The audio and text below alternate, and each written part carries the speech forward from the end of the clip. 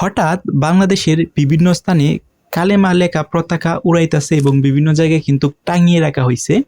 এই বিষয়টা কিন্তু সামাজিক যোগাযোগ মাধ্যম ফেসবুক বলেন বা মিডিয়ায় বলেন এটা কিন্তু উঠে এসেছে এবং এটা উঠে আসার পর কিন্তু সরকারও বিষয়টা নোটিশ করছে এবং প্রধানমন্ত্রী যে তথ্য ও সম্প্রচার যে উপদেষ্টা ছিল উনি কিন্তু বিষয়টা অবগত হচ্ছে এবং উনি কিন্তু এটাকে খতিয়ে দেখতেছে আসলে ঘটনাটা কি। ঘটনাটা হলো প্রায় কয়েকদিন আগে থেকেই বাংলাদেশের বিভিন্ন স্থানে অর্থাৎ সৌদি আরবের যে পতাকাগুলা থাকে, পতাকার মধ্যে যে কালিমা লেখা থাকে,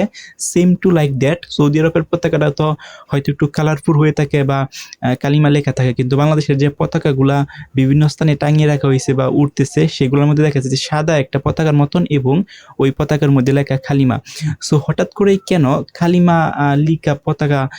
ব্যাপক হারে বাংলাদেশের বিভিন্ন স্থানে দেখা যাচ্ছে। সো এটা যখন সোশ্যাল মিডিয়াতে আসে এবং মিডিয়ার সামনে আসে তখন কিন্তু সরকার পক্ষ বলেন বা সাধারণ মানুষ বলেন বা নেটিজেন বলেন সবাই কিন্তু একটু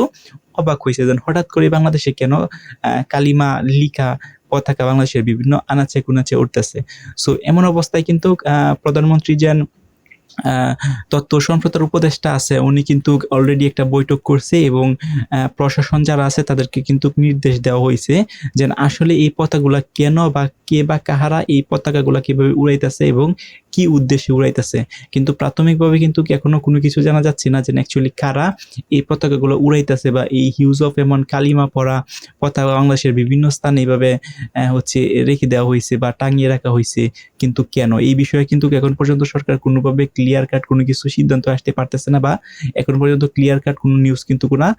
পাইতেছে না। বাট অলরেডি কিন্তু স্বরাষ্ট্রমন্ত্রী বা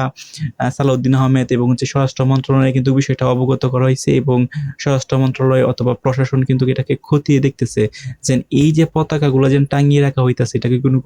কোনো চক্র কিনা বা বাংলাদেশে কোনো সামনে কোনো কিছু হচ্ছে কিনা বা কোনো আন্দোলন হবে কিনা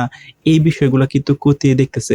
এখন আপনাদের মনেও কিন্তু প্রশ্ন হতে পারে যে হঠাৎ করেই এত কালিমা লেখা পতাকা কেন বাংলাদেশের বিভিন্ন আনাচে গুনাচে উঠতেছে। সো বিশ্বকাপ আসার সময় দেখছেন যে বাংলাদেশের বিভিন্ন আনাচে গুনাচে বা বিভিন্ন জায়গায় দেখবেন ব্রাজিল আর্জেন্টিনা বা যে দলটা সাপোর্ট করে সেই দলের পতাকা কিন্তু উড়িয়ে রাখা হয় বা বিভিন্ন গাছে কিন্তু বেঁধে রাখা হয়। সো সেরকম একটা সিচুয়েশন কিন্তু রাইট নাও এখন ক্রিয়েট হয়েছে। হয়তোবা সারা বাংলাদেশে এই যে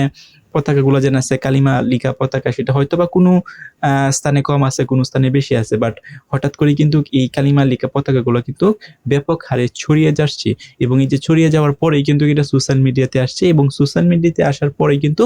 সরকার সেটা অবগত হয়েছে এবং এটাতে খতিয়ে দেখার জন্য কিন্তু প্রশাসনকে দায়িত্ব দেওয়া হয়েছে। সো হতে পারে এটা কোনো একটা কারণে বা এমনি এই পতাকাগুলা কেউ উড়াইতেছে, আবার হতে পারে কোনো